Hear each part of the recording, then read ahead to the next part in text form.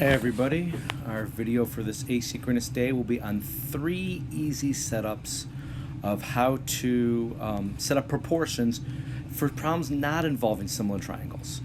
For those of you in my CP classes, you'll see this picture on the left, and we did look to try to separate those into a small triangle, which has the sides of 12 and 16, and an entire big shaped triangle, triangle ACE, which would have a left side of 15, 12 plus 3, and a right side of 16 plus x. We did some problem setups with that, but we just introduced that, and that was very challenging, and that's not something you're going to have to do today.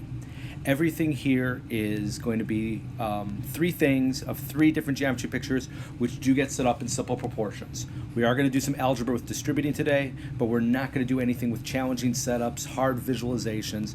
Everything should be pretty easy. The first thing here, the side splitter, is when you see parallel lines splitting the left side and the right side of a triangle, the one that's splitting the side divides the sides proportionally. So again, the line that's parallel divides the sides proportionally. So this line here in the middle splits this side here on the left into a proportion 12 over 3. And splits this side here on the right into a proportion 16 over x, or to a fraction 16 over x, and those two have to be equal because again it divides the sides proportionally.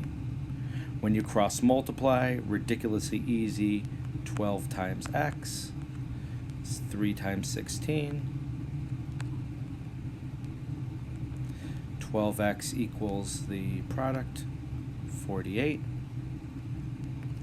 And then you'll divide by 12 to finish here. And when you divide by 12, you get an answer of x equals 4. Really easy problem. The key thing is it's a new setup, and so you'll have to be a little bit careful and double check. So again, the left side or the side that's split, because this picture could be rotated, it could be the top or bottom side, but one straight side, notice this red line goes through both 12 and 3 straight. That side gets split in a fraction, the other side gets split in the fraction. All right, now because this is an ed puzzle, you guys are going to try it out. Take a look at the picture on the right, and I'll pause here for the moment. You guys will answer a question on the screen. First, how do you set it up? What will be the correct fraction to set up? Like that red fraction on the left of my first picture, how will you do that on yours? Green fraction on the right of your picture, how will you do that on yours? We'll get to the cross multiply in a moment. Let me pause here. Have you guys try to guess which of these multiple choice answers is your right setup?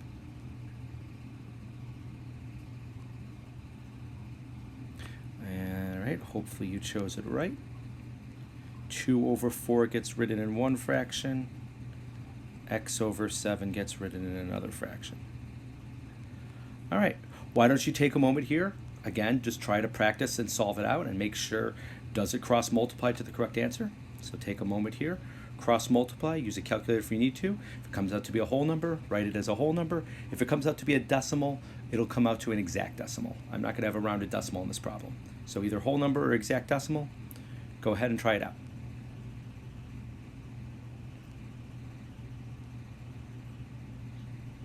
Hopefully you got it, because it was 4 times x on the first cross multiplying.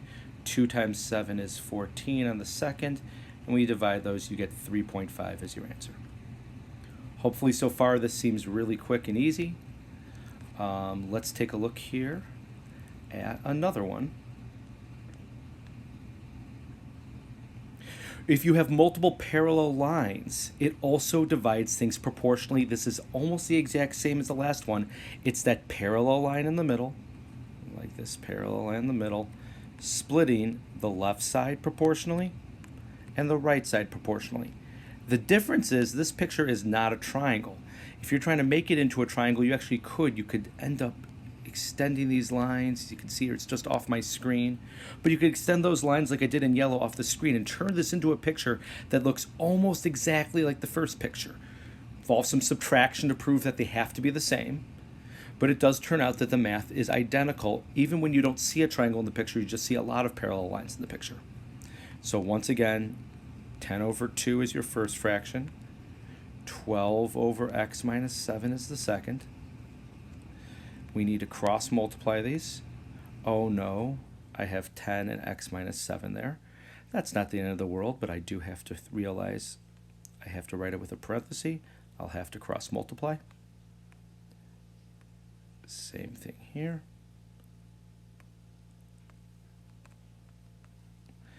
And I get, when I distribute, not just 24 on the other side, but I have to get big numbers here, both 10 times x, which is 10x, and 10 times 7, which is 70. It's minus 70 on both sides, so I'll have to add 70 to both sides. There's a little arrow here because I'm running out of space. 10x equals 94. And when you divide by 10, it comes out to a nice decimal, 9.4. This one, next one here will be very similar, and again, I'm going to have you try it out. But first thing, make sure you can choose between some multiple choice answers, which of these fractions are correct. So I'll pause here. Can you set it up on your paper? You will have to cross multiply and solve in a moment here. Can you set it up? What's the correct fractions?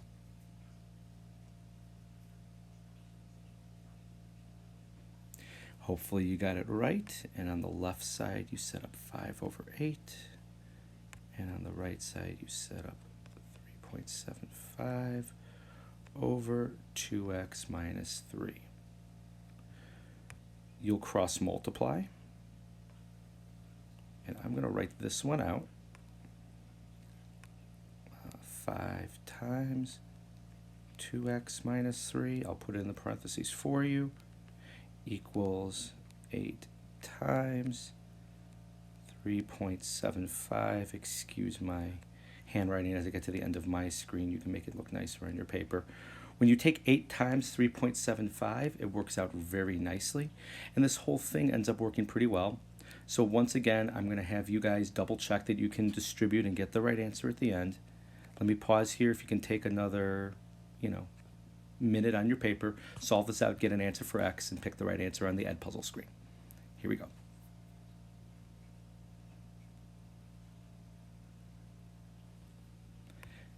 And hopefully distributed correctly.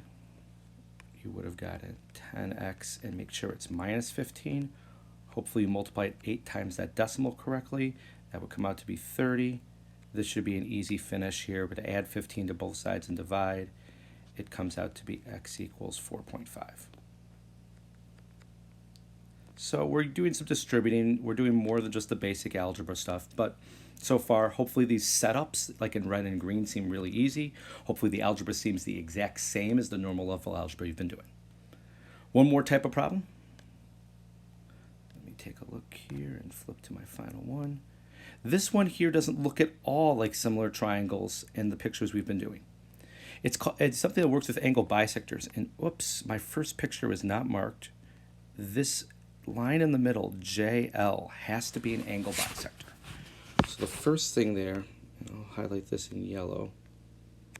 The first thing there is it has to be an angle bisector. If it's not, this doesn't work. It's not any old line in the middle. And it's a little bit challenging to show how this ends up working. For those of you interested, you could end up Googling it. You'd have to create a parallel line. Like everything we were doing so far today has involved parallel lines. You could create a parallel line and create a picture. If you turn this picture and rotated it like 90 degrees counterclockwise, you'd see a parallel line at JL in the middle, like the ones we've been doing. And then you'd have to prove that things would be equal. It's a little bit challenging to show why it has to look that way. Right now, all we're doing is saying, hey, there's lots of other types of pictures involve proportions. We're going to do the same thing here. And it divides the opposite side into segments that are proportional to the two sides. So you have a line in the middle here, and that side with 3 and 7 that's split equally, that has to be one of your fractions. Then the other one of your fractions has to be the two sides put into a proportion. It does matter which one goes on top and which one goes on bottom. 3 is touching x minus 1. So since I put 3 on top, I have to put x minus 1 on top. 7 is touching x plus 5. So since I put x plus 7 on the bottom, I have to put x plus 5 on the bottom. This involves multiple distributing. I am going to skip over a couple of steps. You could rerun the video to the earlier point where I showed the distributing. But when you multiply by 7, it's 7x minus 7 When you multiply by 3, it's not 3x plus 5, it's 3x plus 15. When you solve this out, the first step is moving the x terms over. You'll do minus 3x, will come out to be, I was going to say here, 4x over there. And then when you finish solving it out, excuse me for not showing every step, it comes out to be 4x equals 22, and you divide it out, and it becomes 5.5. Once again, we'll have you guys try the setup here. Pick the right multiple choice answer. Look at this picture on the right. What do we set up for the first fraction? Similar to how I did the sides in red. What do we set up for the second fraction? Similar to how I did the split side in green. Take a moment to pick your answer.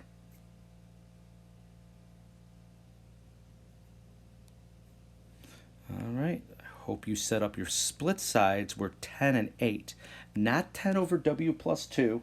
I know those are both on the left, but if you look at what we said, how it works, is that one side has to get split. And the side that gets split has one part as w plus 2, the other part is 2w. Now, when you solve this one out, this one's not too hard. If you solve this one out, you take the 8 and distribute. You get 8w plus 16. You take 10 times 2w, you get 20w. I want to be careful here and show you that you have to subtract 8w from both sides. You can't combine those to 8w. You have to subtract. And you shouldn't subtract the 20w over because you'll have something equal to 0. It'll take at least an extra step, and people often forget that extra 0 or do something wrong with that extra 0. So I'd recommend doing it the way I've shown. If you guys want to take a moment to finish up to get the right decimal answer, this one is a rounded decimal, so pick the answer on the screen that matches the rounded decimal when you take the last step and a half to do.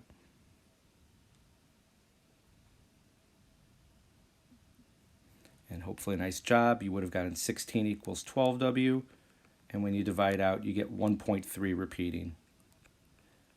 And I'm fine with you guys. I'm just finishing it as 1.3.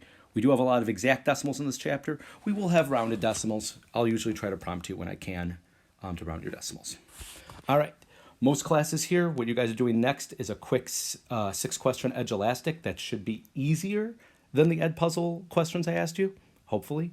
If you're struggling on the last two, send me a picture of your work as long as you show distributing work and show your steps. I'm fine with giving you credit even if you don't match up with the edge elastic. Double block, you guys have 2 periods today, so I have to give you a little bit of extra. I don't have anywhere near double the time worth of assignments to do. There's a little bit of an IXL double block for you guys to do, only to a score of 50.